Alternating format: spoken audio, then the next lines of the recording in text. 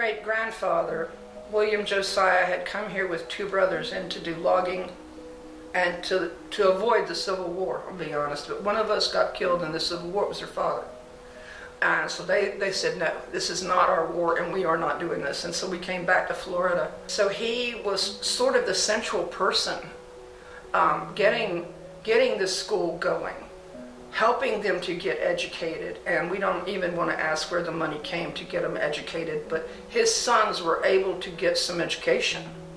So my great-grandfather, by just virtue of running for school board, running for county commissioner, he began leading what happened here.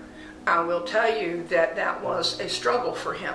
My grandmother and my great aunt were small children and his father speaking, and they were not speaking English.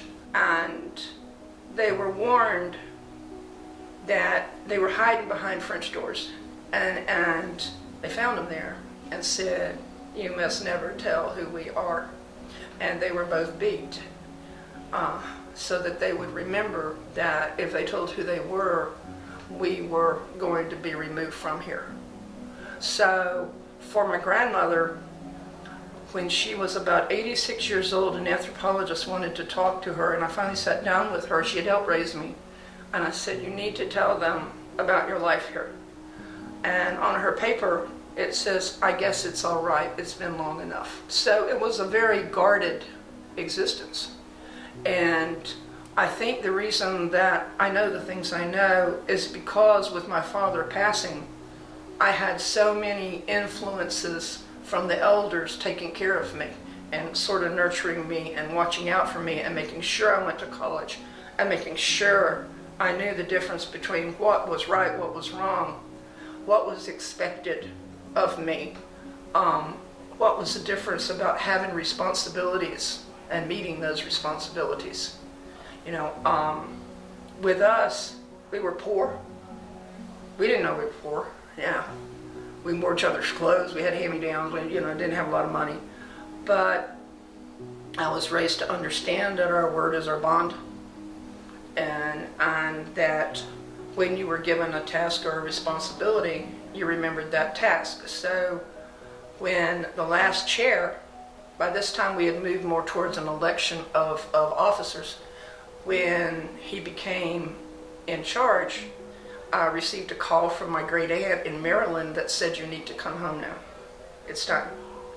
And so I didn't want to come. Of course, I'm sitting up in Maryland with my husband and our children, and she said, "John needs you here. You need to come back. It's time." Well, she called twice, and I finally told my husband, I said, "You realize she's going to go to her sister, my grandmother, and she's going to tell her, and they're going to call. Now, what am I going to do?" He says, "Well, you can tell them what you need to be paid. Do they have any money?" I said, "Oh, no, we never have any money." So I said, "Well, you're going to have to pay me a little bit because it's going to be hard for me." "Oh, we have a grant." I said, "You couldn't possibly have a grant. You can't write a grant. You had a great education. That's all the school went to here at Bruce when they went was 8th grade." She says, "Oh, no, we have one, so we'll be ready. So when do you plan to come?" So I came back, and I worked here during the summer, and I filed our petition into the Bureau of Indian Affairs at the end of that summer to try to help them with what they had wanted, and that was simply recognition of who they are, and to say, hey, here we are, we never left, and we shouldn't be penalized just because we managed to stay. The petitioning efforts and all of that started during the Treaty of Fort Jackson lawsuits in the 40s and 50s, but I was brought back here in about 1994, and I had served counsel before that. And I had said, I am not doing this again, because it was a volatile time in Indian politics, and I would get calls on my phone telling me my children's bus schedules, and I was a single parent at the time, and I just couldn't do this. So, but when they called, you understand the meaning of an obligation and a responsibility. And it was to this tribe, for what little it's worth. We had hoped for recognition of our people. It would allow so many good things to happen. And we've been in this process way before Indians were known for bingo machines or whatever. We've been in this process way longer than that. But it means education, and it means adequate housing and health care, things that a rural community especially, and even its outlying areas, could really use as a shot in the arm for their life. It means protecting natural resources, which is something that I'm very keen on. Understanding how to conserve and preserve, and understanding the world around you is an important part of what I try to help children know. We are losing that instinct for living with the land. It comes with living with machines all the time. When you're doing this, you're not looking around you and being able to read people and understanding what may not be safe, or what is safe, or what is right, or what is wrong. These values are all now trapped inside a machine. I'm a bit different, I guess. I don't mean to be, but I have worked in Indian rights. I have testified to the United States Congress on behalf of this tribe and on behalf of the process for recognition, because it has been difficult for southeastern tribes. We were exterminated by law. We weren't exterminated, we were racially exterminated on white paper. And it didn't mean we went away. It meant, it looks like we went away. Well, if a Bureau of Indian Affairs, which was the Department of Cavalry, wants you to show that, oh yeah, they all put you down as Indian, well, you couldn't do that in Florida. That wasn't something that happened. So yeah, it's been a difficult struggle for us. I'm hoping right now that people are beginning to become more aware of Jim Crow and Indian people and some of the things that happened to us. When we filed for the Treaty of Fort Jackson, which we did receive payment for in 1957, the first thing that, well, no, we found hidden in a drawer a card that says you've been patronized by the KKK. So how is Indian growing up here? Difficult? Easier to blend in? Census worker comes to the door, you'd send the lightest person in the house to answer, oh yeah, we all white.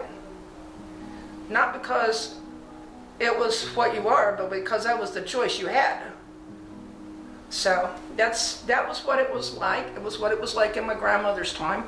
My mother slowly broke through some of those barriers. She served on the Northwest Florida Creek Indian Council. So did I. It was a council created in the 70s by Governor Bob Graham, and I think his lieutenant was Firestone. I was the youngest person on that council. And it was because when the Treaty of Fort Jackson was resolved, and these land claim, quote, settlements, it was $120, don't get your hopes up. When this came out, they suddenly had an emerging minority in the north part of Florida that they had to do something about. Oh my God, here's all these Indians. We weren't part of the mix. Sometimes I think we're still not part of the mix, I don't know. I learned the politics of how you're at a tribe, or how you're doing business from the time I was 4, sitting across from the same door that's on this building right now. So for me, this community has a lot of history that is a unique view of this history. There are other views you need to take for people that weren't me, that wasn't me, being raised in a very large extended environment, being raised by elders. As Indian, it fits with everything that goes on in a lot of the southeastern tribes. So I know that it was traditional, but still, it's interesting now to see where I was and where people are now. It's hard to adapt, shall we say, to what I see now. This place, as a school, it served the kids that could come here, went up to the 8th grade. And that's what I said, my grandmother had an 8th grade education. When I would come home from school, and I went to Freeport, by now they'd closed our school and bused us. We're in the middle of civil rights in the 50s. So when I would come home, she'd sit down and she'd say, okay, I learned a new word today. This is my word. And she would spell the word.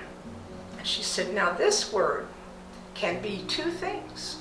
And it can be used this way or this way. So I'm going to make a sentence with this word. She would educate herself and educate me all at the same time, which gave me a tremendous vocabulary, I guess, when I was quite young, because we would do this every day. So this building here where my mom taught, she was one of the principals of, where the kickoff for the Democrats in the 20s was, where it means, yes, we had a small little church, and yes, we had a school, and yes, we were not hunted, we could stay here. This building means the world to me. It was hit in the 20s with a hurricane that cut a new sound in Destin. It had been hand-milled. It is still hand-milled.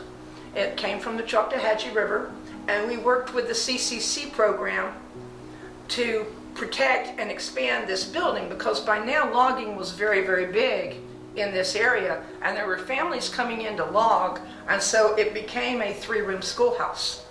And the woman who was the cook at the school had a stove from 1947 given to her by the Army, and her name was Miss Maddie.